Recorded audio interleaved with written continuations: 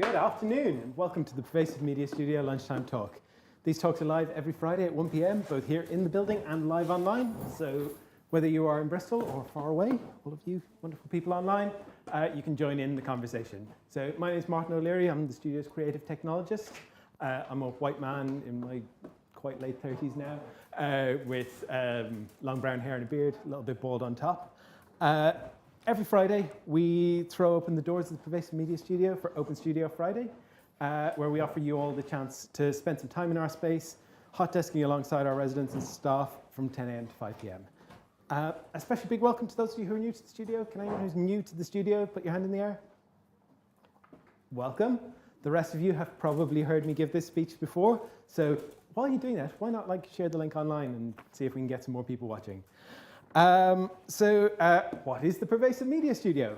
We're a diverse and collaborative community exploring creativity and technology, everything from comedy to coding, product development to performance art. We're a partnership between Watershed, where we are now, the University of the West of England, and the University of Bristol. And we offer studio space, desk space, meeting rooms, events and opportunities to our residents, all for free as part of our spirit of generosity and mutual exchange. And we're a space for people to take risks with embryonic ideas and to make time for collaboration. Now, quick bit of housekeeping. Feel free to move around, make a cup of tea, grab a glass of water. Please don't turn on the microwave. It interferes with the induction loop, and it's a whole thing. We have a quiet space in here, just through this wall to the left. So if you need to take a break at any point, just head on through. There are fire exits at either end of the studio. If we need them, if there's a fire alarm, that is not a drill, that's real. We will direct you to them. And there are accessible toilets, baby change, all in the corridor just next to the kitchen. There will be a Q&A at the end of this talk. So for those of you watching online, you can pop your questions into the YouTube chat. And if you're in the building, you just stick your hand in the air. We'll do it the old-fashioned way. You can get news on all of our future talks if you head to watershed.co.uk/studio or at PM Studio UK on Twitter, or at Pervasive Media Studio on Instagram. Now, I'd like to introduce our speaker for today, our talker for today. Antonio Roberts is an artist, curator, and musician based in Birmingham. In 2021, he co-founded the Algo Afro Futures Artist Development Program, and in this talk, Antonio will reflect on 2 years of that program, detailing the inspirations for developing the program, technical and social challenges faced, and considering what more needs to be done to achieve the aims of democratizing and diversifying digital art and music. So I'm going to hand over now to Antonio.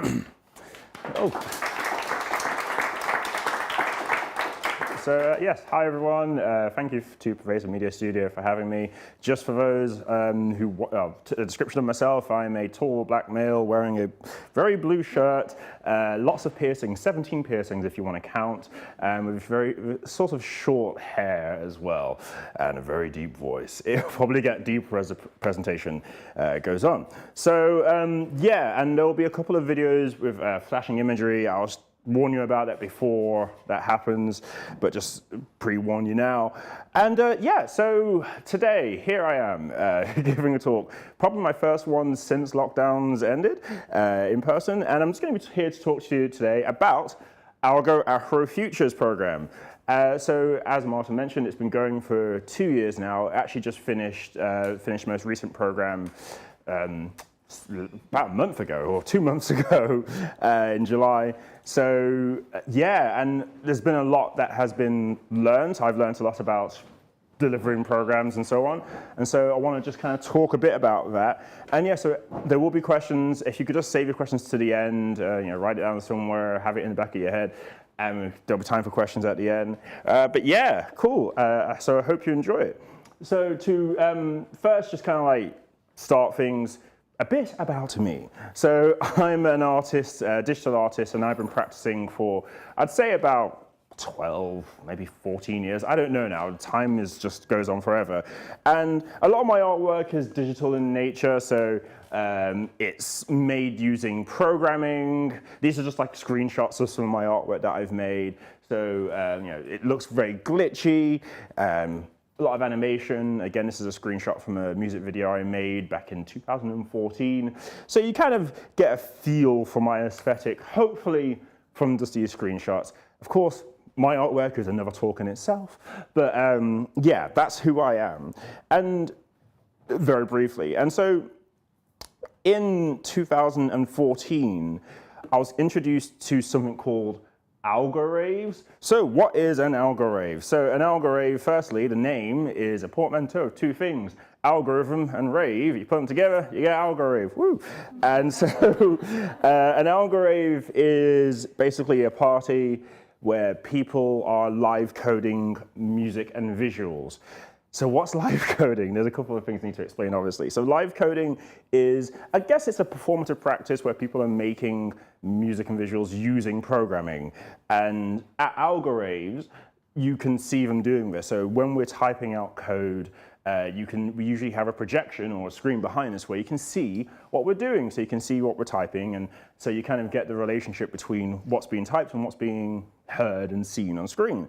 So yeah, that's it very briefly. But there is a video which The Guardian did back in 2017, which really, I'll only play a little bit of it, but it kind of takes you through a bit of what it is. And there is a little bit of flashing imagery in this. It's not too much, but still, I thought you'd mention. So I need to drag it over. Here we go. Doing it old school. No PowerPoint here. As part of The Guardian's Underground Music series, we asked readers what we should be checking out. Somebody sent us a video of an Algo rave which had all of these numbers up on a wall, all of these coding things happening. I didn't quite understand, but I felt really curious. So I'm here in Sheffield to check out what an Algo rave actually is.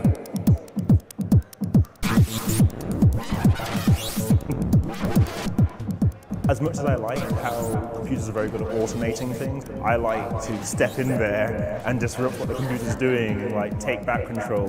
In that way, it becomes a bit more human. With Algo rave, I can improvise electronic music, which is a thing that's actually reasonably hard to do. You can kind of shape your ideas to the room. One of the things that Algo is really keen on is that people can see what you're doing, and it demystifies it a little bit. Like computer coding is something that's typically seen as like really hard and scary, and I think people are really keen to kind of break that down, because actually as a beginner you can come in with very little knowledge of, or zero knowledge really, of programming or of making music, and actually create something that's really expressive. So yeah, that is just a very short description of what Algo raves are. That was a video taken at Algo Festival in Sheffield in 2017.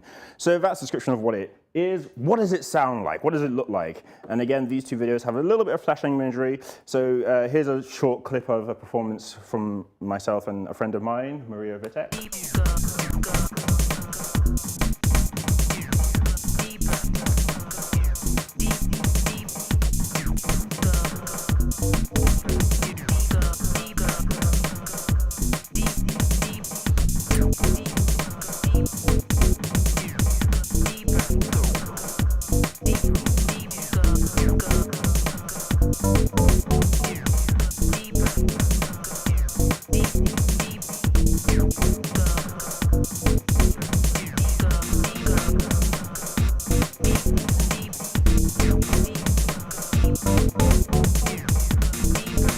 So you can kind of see, I don't want to loop. Sorry, I was just playing the next video. I don't want that to play yet. So you can kind of see already in that that like there's lots of words on the screen, and you can see like my username is Hello Cat Food, and like I'm there frantically moving around the screen typing stuff. Here's another video of some other type of music from Algo rave.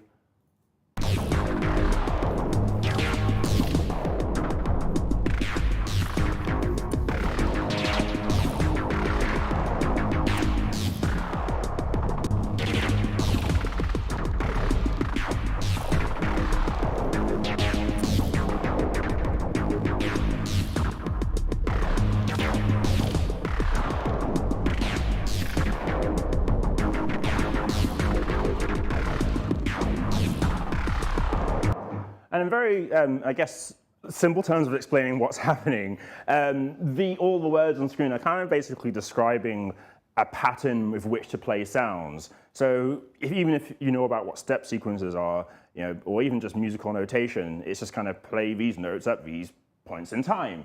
And as you can clearly see here, that's the same thing there. It's just kind of, there are sounds being played. So for example, at the top, you can see at one point it says BD times 16. That's a bass drum playing it 16 times.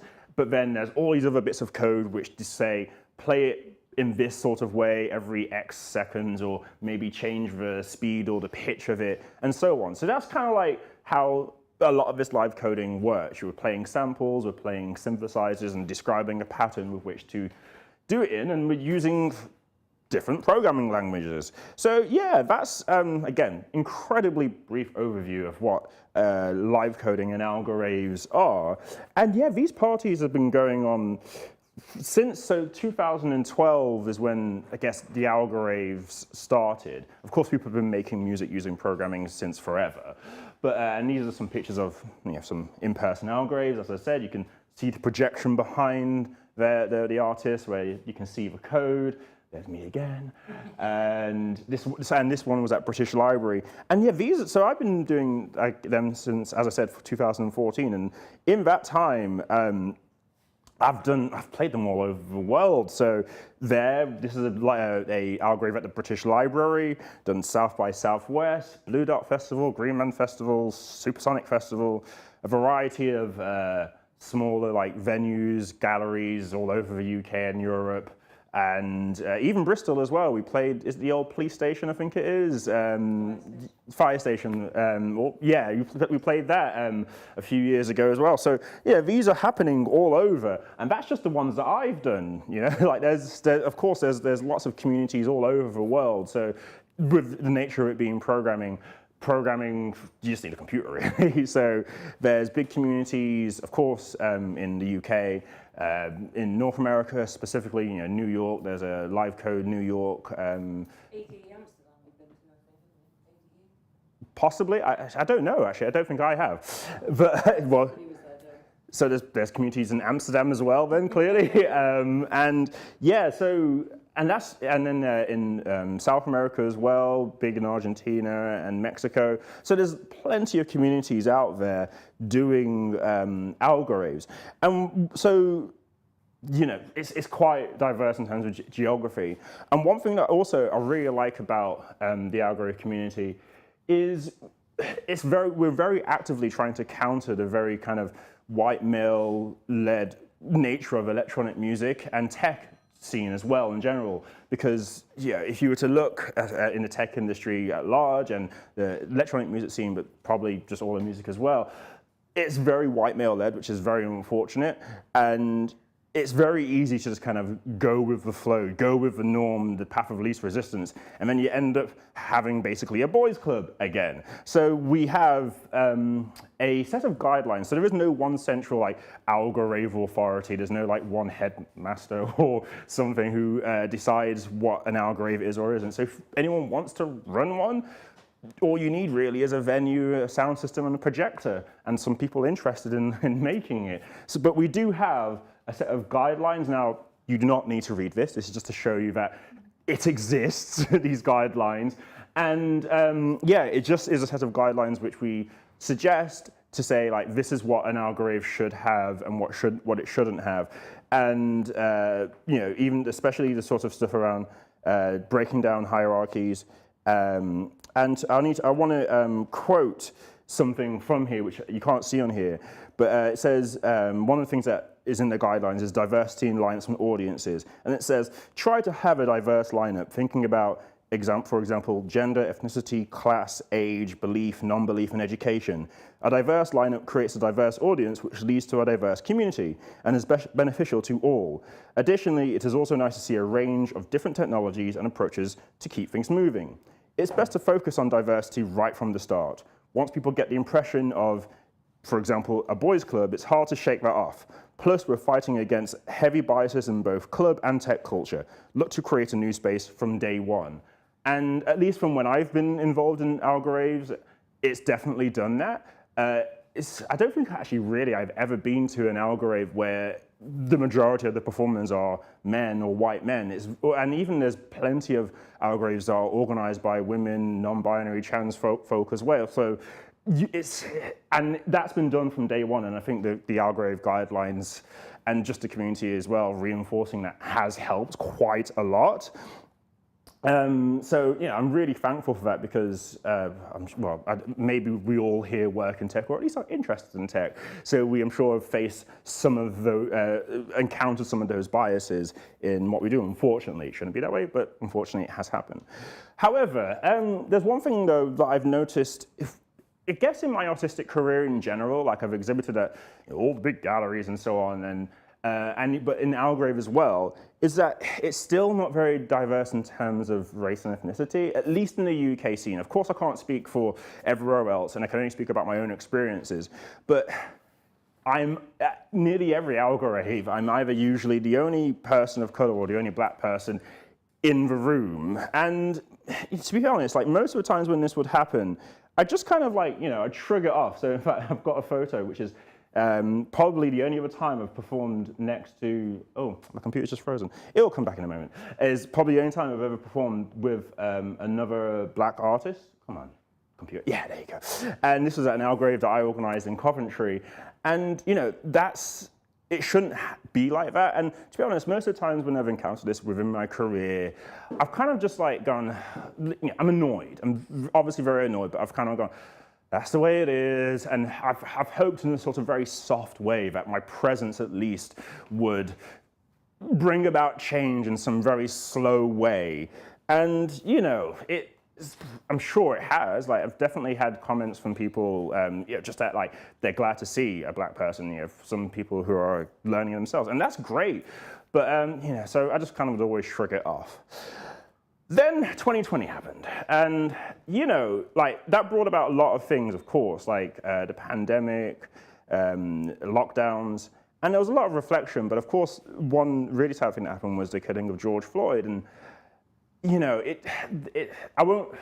need to talk about it too much more now because it's what we do, but like we've all witnessed what has happened. And I got quite emotional about it because just like the response to it, of course, I'm glad that there was a big response, but why only now? Like even in my short lifetime, like I'm 37 now, but like there's been so many other things that have happened. Why is it only now that people are beginning to care in such a very vocal and outspoken way?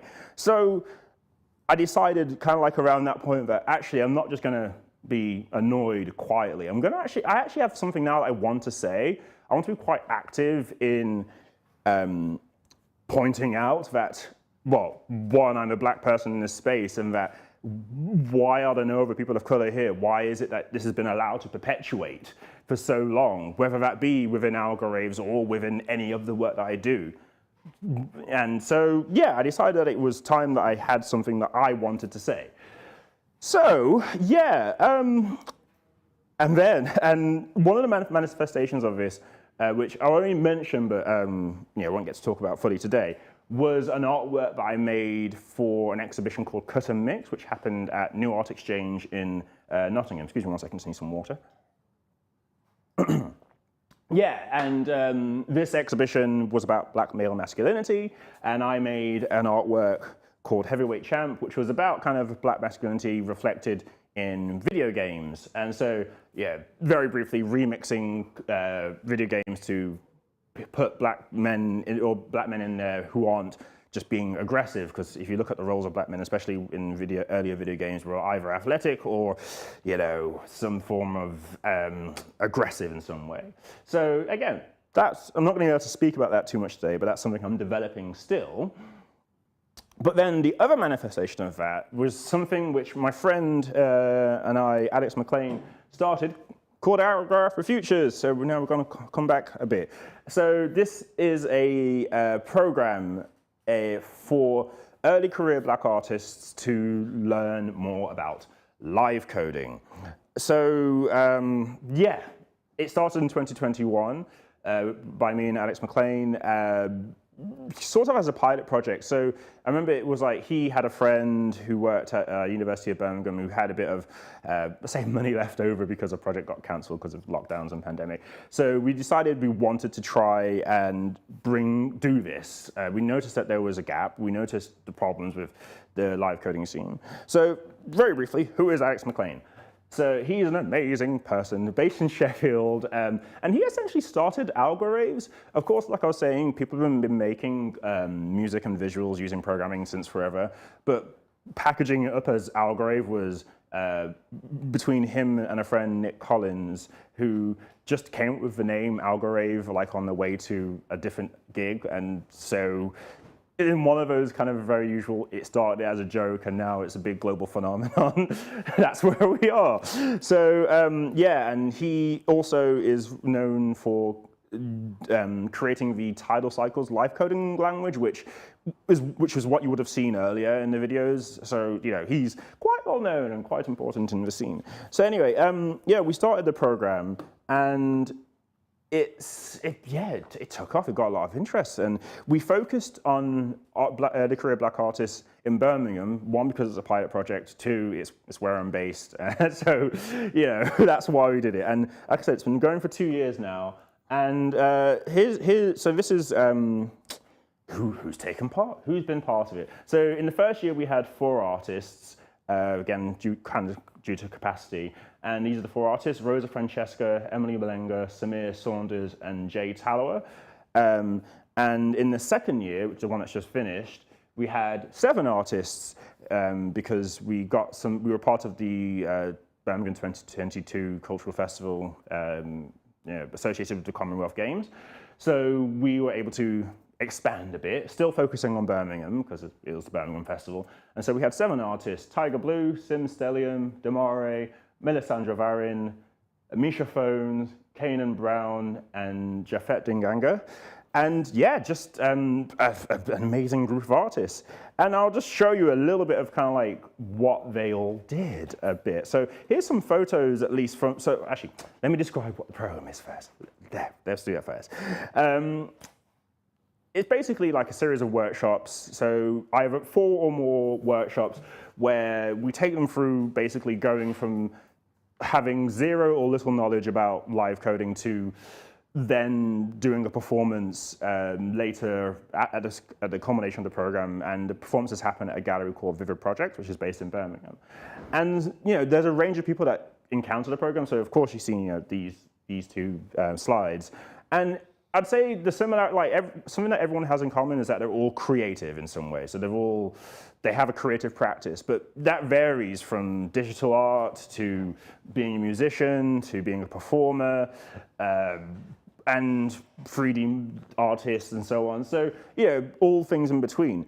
And I'd say that everyone has used a computer at least, but I don't think they've done anything like creative coding, or at least not in depth. Like, I'm sure a lot of us would have done maybe a workshop or maybe something in school, or at least definitely now in school they're teaching more programming. But I think it's safe to say that I didn't really all have experience in programming, at least at this level. So for them to then go from that to performing in 4 weeks or 5 workshops spread over sometimes 2 months, it's quite impressive. So yeah, here's a few pictures of me of the performances. So this is what it looked like. This was from pictures from the first set of performances in 2021. So yeah, just a couple. I'll show you a video in a second as well. So yeah, the usual setup of projector and performer. And let me show you a video now if my computer wants to cooperate. Yes, it does. Sorry.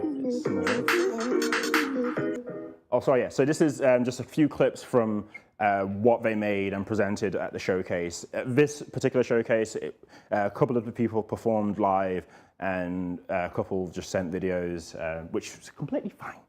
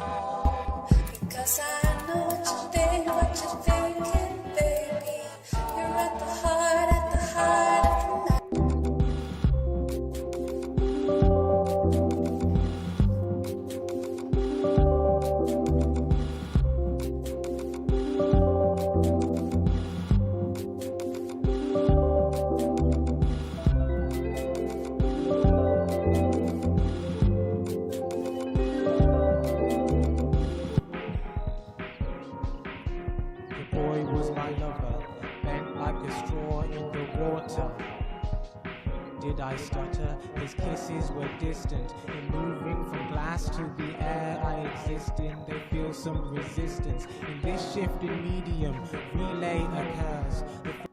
So yeah, that was some clips from the first performances on the first program. You might have noticed any Windows users, you might have recognized some Windows user login sounds in one of the videos there. And then from the second year, here's just a few photos from the showcase on the second year.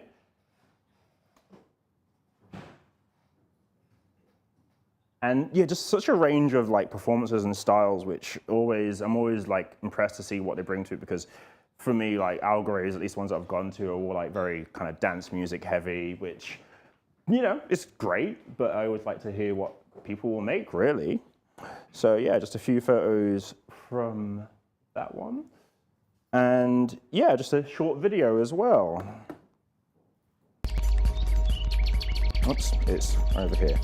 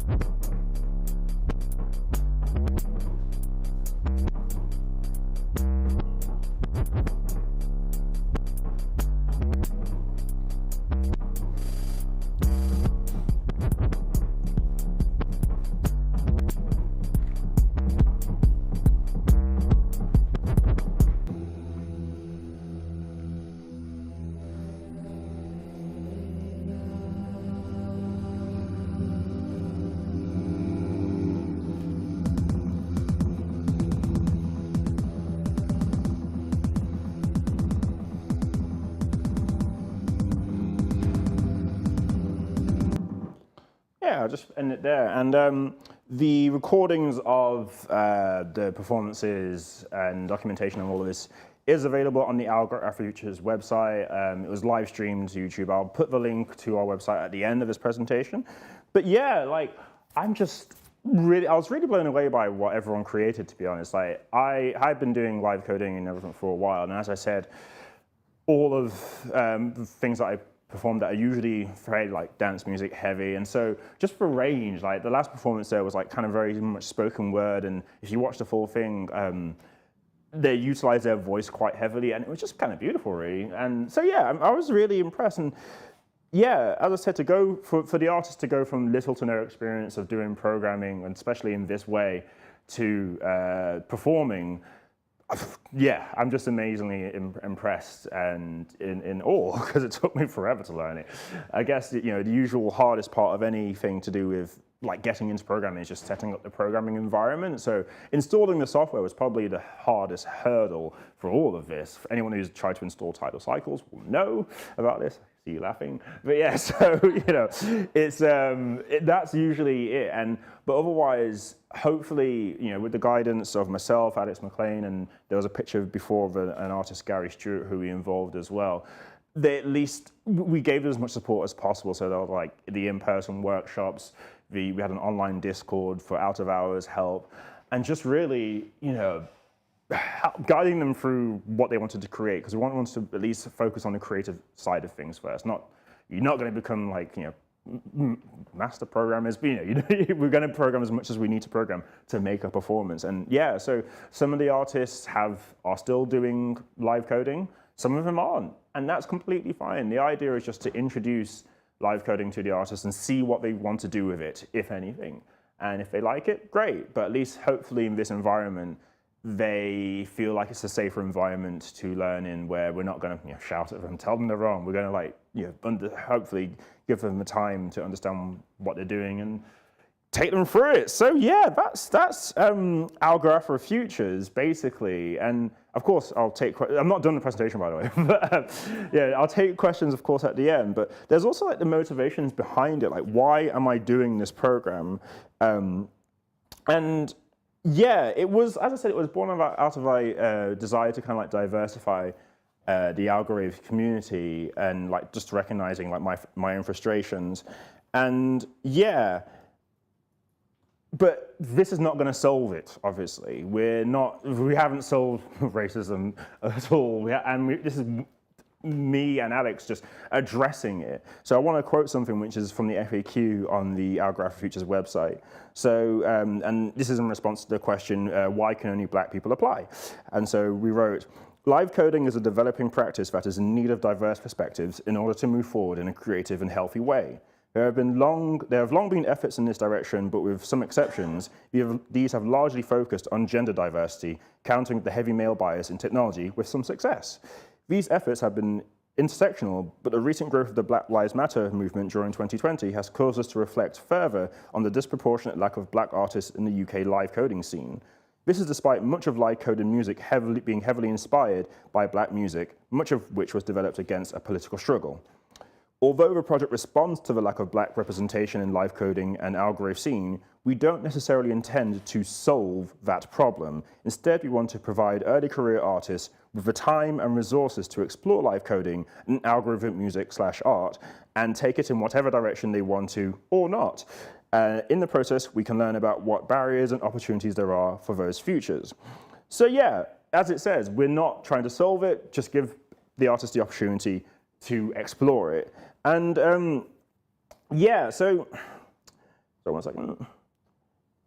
And it is just as well, it was highlighted there that like a lot of the music, dance music, came from black culture. And this is something which I'm still learning about. Like I grew up listening to heavy metal and rock and dance music. And if I was to believe what I heard on the radio, it's essentially kind of like UK white male rave centric. And that's what I would have believed, really, if I hadn't basically gone to learn myself. I had to go beyond what I was being taught and what I was seeing to do this work myself.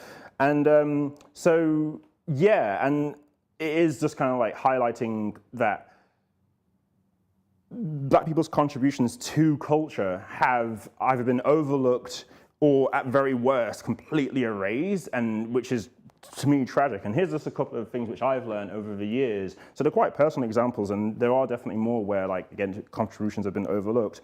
But so in visual art and digital art especially, this is an artist, Donald Rodney, who was born in Birmingham. And this we're part of the Black Art movement in the 1980s, and they were making some very pioneering like digital artwork in the 1990s. And it wasn't until I was helping out on this exhibition, re-imaging Donald Rodney, which took place at Vivid Projects in 2014. And it wasn't until I took part in this exhibition that I knew about his artwork. And he was doing artwork like this, the artwork Psalms, which highlighted his sickle cell anemia, which sadly ended his life in 98. And this was a wheelchair which would navigate a space automatically. And yeah, I'm sure right now we could easily take an Arduino and hack something together. But this was in 1997, and you can see there's like an air-gapped laptop connected to the back. And then he was also making like chatbots, this to kind of represent his life, really, his life's work. So you could talk to him via a chatbot. And again, this is work back in 1996, 7, and 8. And it was a crime to me that, as an artist myself, interested in digital art, based in Birmingham where he was born, that I didn't like, nothing was brought to me. Because of course he's a very well-known artist, like got work in the Tate, and Black Art movement still exists and is talked about. But yeah, so that was just amazing to me.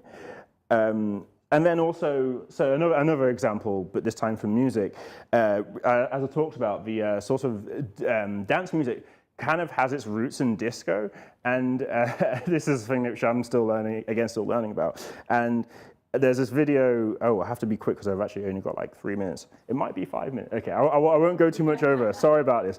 And yeah, so there was a documentary on the BBC a couple of years ago, and I wish I could remember the name of it. I'll remember it in a second. Yeah, it's called Can You Feel It? How Dance Music Conquered the World. And in one episode, they talk about, the 4/4 beat. I'll play this video, and hopefully, my computer's just frozen again. Let's just keep doing this. Once my computer unfreezes, yeah, there we go. Where is it? Sorry, give me a second.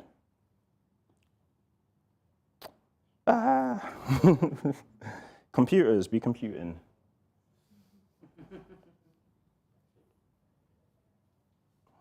Maybe it doesn't want to play. Okay, it won't play, but that's okay. So I'll just have to talk over it. And in fact, my whole computer is probably just crashing. It is crashing. I'll just keep talking then. Actually, one last try. Sorry about this, everybody. Computers have a habit of... Also, I use Linux, which is a big thing for why computers won't work. But anyway, I'll just have to talk over it, talk about it, because it's not going to play, unfortunately. But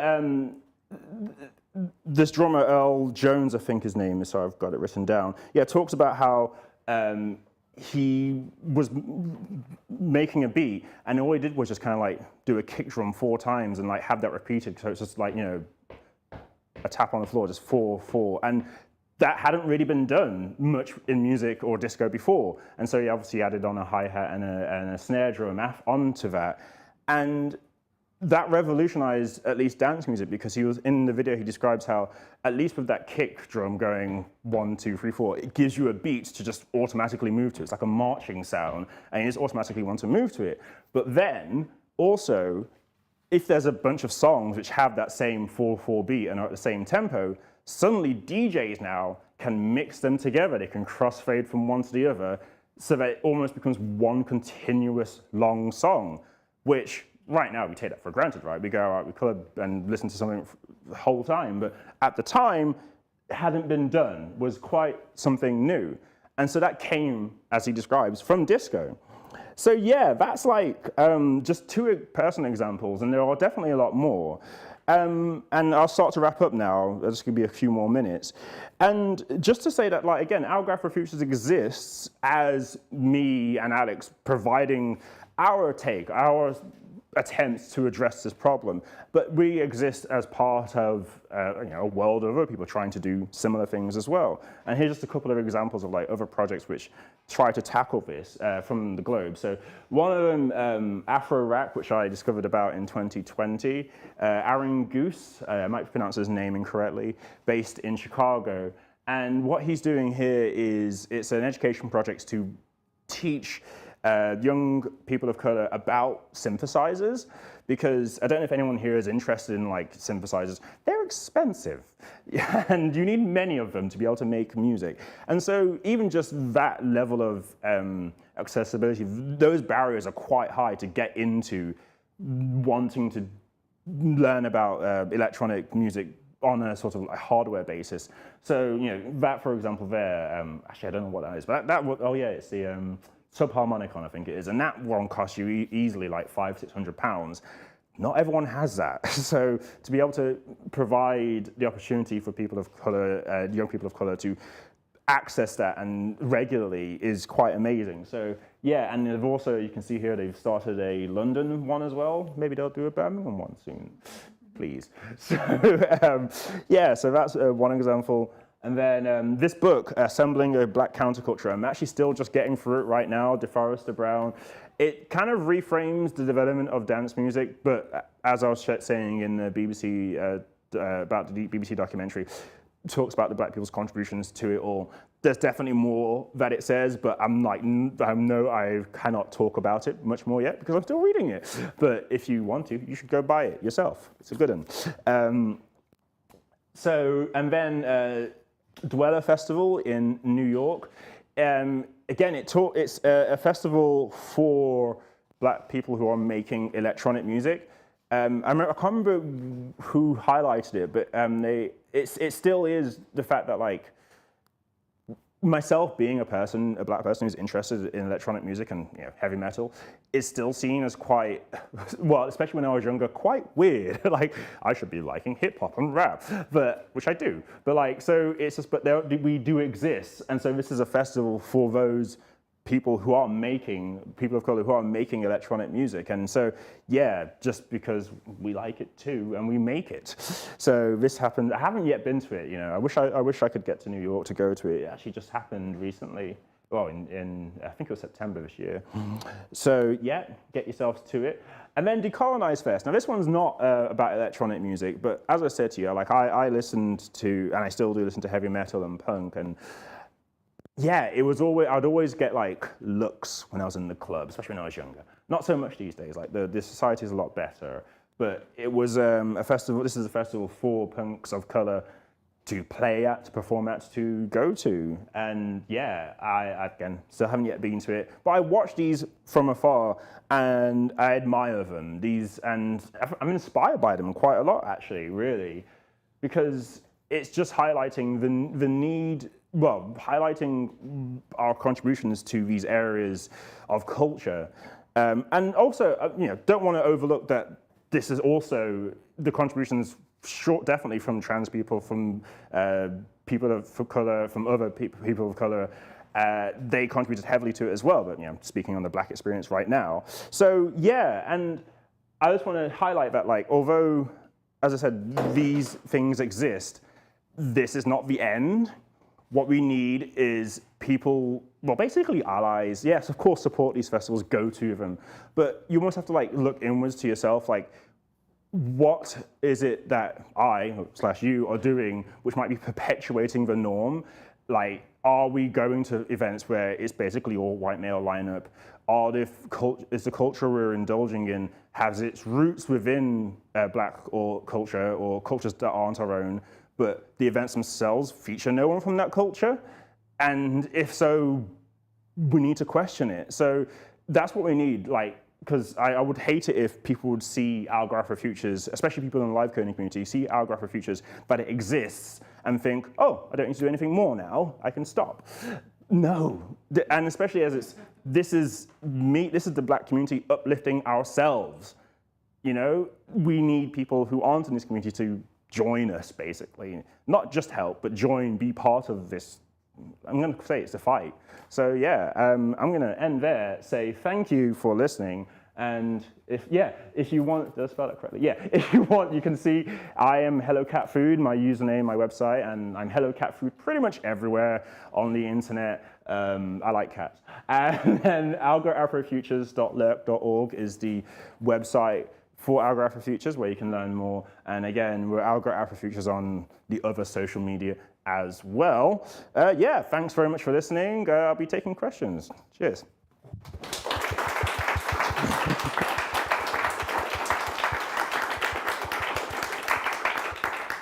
Thank you very much, Antonio. We will take questions. There's a microphone here. It's not for people in the room, it's for people online, so we can all hear each other. They can't hear you unless you talk into the mic. So if you got a question, stick your hand in the air. If you're online, then, we've got plenty. If you're online, just type it in YouTube and we will come, Rachel will read it out for you. So. Hi. Yes. Yeah. I just wanted to ask, you've worked obviously with EDM, techno, that sort of thing. Do you work with any other genres? Because in terms of diversifying your audience, I would have thought maybe working with hip hop, bashment, reggae, that sort of thing. When you say do I work with, as in my own personal practice or with Algo Afro Futures? Both. So in my own personal practice, yes, I do a bit. I'm actually quite new to making music. I say new, I've been only doing it really for 3 years, and at any performance level, like a year or two. So yeah, but I do myself a bit. With Algo Afro Futures, we're not prescriptive, I guess. Is that the word? We don't say we're going to be learning specifically about dance music necessarily. So hopefully you could see in the clips that were shown, people were making all different types of music. But that's something that I want to do more of in the future. I want to expand the program so that, like, as I said, we've got in Gary Stewart, but he was bringing in synthesizers and like his background, because he's like been an artist since like 1970s, involved in, like you're saying, bashment and hip hop, but with synthesizers and everything. So he brought that experience with him. So in that sense, yeah, doing a bit, but not as much more yet. It's all right. Thank you. Really good talk. Do you prefer live coding the music or the visuals? Ooh, okay. So yeah, I guess. So as a live coder, as a performance artist, I've actually, most of my career has been spent doing live coding visuals. So yeah, that's how I got into all of this, was like through glitch art and everything. And so I spent up until, I think my first live coding performance, which was online, was in 2019. And I'd spent 10 years before that doing visuals. So if you're talking in terms of time, yeah, sure, I prefer visuals. Right now, I haven't really made any visual artwork for a while because I've been too busy making music. So I'm enjoying that right now. But yeah, so, but each one has its values. When I'm performing on stage, like whenever there's an Algo performance, there's usually 2 people on stage, 1 person doing the music, 1 doing the visuals. And at a gig, I can go from doing music and then like an hour later helping someone with some visuals. So yeah, but I know that doesn't answer your question too much. Like, I like both of them. I've been doing more music recently, but for the longest time I've been doing visuals. No worries. More questions? Thanks, Antonio. That was great. I thought that you handled your computer crashing incredibly professionally, and I'm wondering, like, has that ever happened on stage, and how would you recoup? Ooh, so the laptop freezing is a fairly new thing for me. Like, it happened a few days ago, and I was like, it's fine, just update my computer. And now it's happening again. No, so usually when I'm performing either visuals or music, as long as there's something on screen or coming out through the speakers, it's usually fine. But with live coding, what I really like about it, and this has actually happened at the Bristol Algo. I remember I was performing, doing visuals for someone, Lizzie, it was Digital Selves, and they play like kind of very, not ambient, but slower music. And I remember like they just typed one number incorrectly and then something went really fast. And I liked that though. I liked it because it just shows that it's live. It shows that it's like, you know, it's a living thing and things can go wrong. But still, there was a sound coming out, so it wasn't wrong. Nothing bad happened. But yeah, and really it's just kind of like, I guess through using a computer for so long and knowing that things can go wrong, I usually have some way of getting around it. It's like, you know, oh no, the screen's gone black, or like, oh no, this noise is horrible. Control Z or Command Z, you know, and get back to it. But yeah, so I've not had any major complete, like, everything shuts down. It's usually something like, yeah, I typed a number wrong and now it's like this, or, you know, the color's gone wrong, and I just kind of undo quickly. But again, the audience usually likes it because it shows that I'm like, they can see me frantically typing. They can see me go, ah! So yeah, that's it. Great, I think we got a question online. We've got a question from Michael. He says, in the project, were you teaching the coding of background video or just the music? So the teaching the coding of the background videos and probably the visual. Okay. Yeah, the visuals we didn't get to do that much of. So like there would be like I think this year we had 5 or 6 workshops, and only one of them was on visuals. Not to say that visuals is like a background thing, but like we only have so much time. There was only so much time, and the main thing, like I even said to the performers, you can just play a video. Like even some of the performers did just like make their own video, like in Adobe Premiere or whatever, and play that, because they are only one person performing on stage. Like usually there are 2 people in the performance. So I was like, the music can take precedence here. But certainly, yeah, some of them did do some live coding of visuals and then, you know, recorded it and played it back. But yeah, most of the focus was on the music. If I had more time and more money, give me money, then I would have, it would be like an 8-week program or a 12-week program, and we could really get into it all. But yeah. Any more questions from the room? So one of the things about, I suppose, live coding music is you're talking about coding and music, and people don't put those two things together. Did you find kind of talking to people who kind of weren't necessarily already part of that community? I think a lot of people often approach it from a technology side. Did you find it hard to sort of explain what was going on, or did they already sort of have an awareness? It wasn't actually really difficult at all, because the good thing with live coding is the results happen immediately. So what I usually do when I'm teaching someone about live coding is especially music, is I kind of go, okay, we have 1 second, and what we're saying is within 1 second we're going to play a sound. So I'll do like BD, bass drum, and I type it, and I press enter, and then it plays it once. And then I say BD times 4, now it's going 4 times. And you see, like, they can hear it happening, so they can kind of understand it a little bit automatically. This is the thing, like, it's still programming, but it's not as if, like, because I know sometimes people think of like, oh no, I don't know maths, I don't like maths, maths is hard. But if you they understand the music though.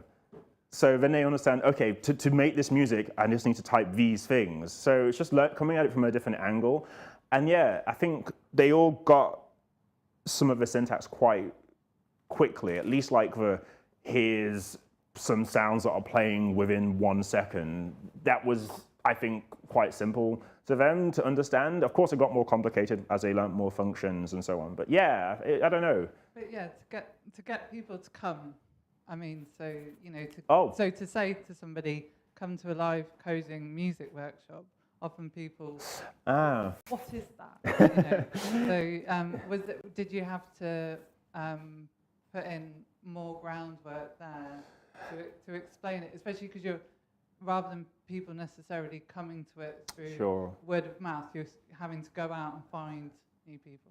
Yeah, there is a bit of work that needs to be put in. I would say that, like, once I explain it, there's a curiosity. People are at least curious enough, and I just kind of say, like, it's dance music as well. Like, you know, at the very least, you can either experience the code on screen, or you can just kind of dance, and hopefully they get one of the things they really enjoy. But yeah, there is a bit of groundwork you need to put in though. Like, there is a bit more, I feel, explaining of like what it is, and yeah, I guess over the years, of course, live coding's got, to a degree, more popular. Like when we did the British Library Algo rave, didn't we have like 1,000 people in there? It was 800 people. 800 people in the British Library dancing to live coding. Like, oh yeah, the screen blink, it doesn't matter. Yeah, 800 people dancing to live coding. It broke. So they are all, at least someone in their friendship group knew what live coding was, or at least was curious enough to know what it was, and they brought their people. So people, at least I think, are very open to new things. But yeah, and it's one of those, I know we were talking about it earlier, it is one of those things when I sometimes put on workshops, depending where I am in the country, either everybody turns up or nobody turns up. It's just one of those consistent problems with anything, really, I guess, putting on events. But again, people come to the live coding events, they come to the Algo raves, so they at least, yeah, we've got a bit of a critical mass, I think. And you're here too, thanks. So, yeah, you're part of it. Oh, wait, just wait for me. I just wanted to, I might be sounding really silly here, but with your sounds library, how does that work when you're programming? Are they preset sounds? Are they sounds that you can tailor yourself, you can put into the program? Yeah, that's a good question, actually. So when I'm live coding, the language that I'm using, called Tidal Cycles, when you install it, it downloads like a few gigabytes of... So yeah, Tidal Cycles, which is Tidal Cycles. When you install that software, that live coding software, it downloads like a few gigabytes of samples. So when I'm typing the word BD, it's actually playing a sample. It's not like, and you can put your own samples in. You just got to like name them yourself. So you could put your name with your own voice or whatever. And it's just got to be like a folder full of WAV files. You can also, though, use VSTs, so like instrument plugins as well. So you don't have to be playing samples. You can play other things. You can even, and I'll get a little bit nerdy here, but like if anyone knows what MIDI is, it's a protocol for musical instruments, digital musical instruments. You can even have Tidal, the software, send out MIDI so that it can also control other devices. So like if you've got a drum machine, you can have Tidal playing the drum machine. You could have it playing a physical keyboard if it's got MIDI. So yeah, it can be a lot of things.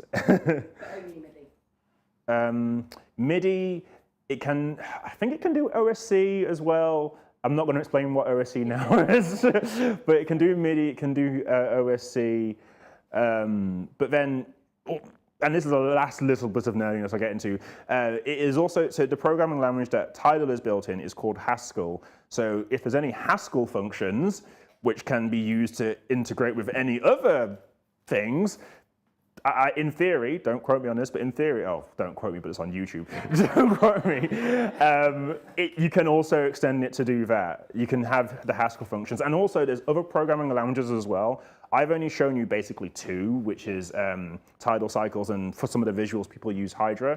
And like Hydra, for example, which is used for visuals, is JavaScript. And you can use JavaScript libraries to do whatever. Like even a person over there, a guy, made a live coding language in which he embedded Hydra in his programming language because it's JavaScript. So you can, you know what I mean? Like, as long as, depending on what you know, you can extend the functionality of a lot of these programming languages to communicate with other things. You might have to do some of the legwork, but again, it's quite open, but at least built in, like I said, it's got MIDI and it's got OSC. Yeah, it's all right. All right, I think that might be all we have time for. So everyone will join me in giving Antonio a last round of applause. Thank you. Thanks very much. Thanks. All right, if anyone wants to stick around in Hot Desk today or find out more about what we do, then please just grab one of the studio team. Can the studio team put their hands in the air? Yeah, there we are. We're a little thin on the ground today. We'll be happy to help. If you're watching online, drop us a line on studio@watershed.co.uk with any questions. We will be glad to help. Thank you all for being here today, and we'll see you all same time, same place next week. Thank you, everyone. Thanks.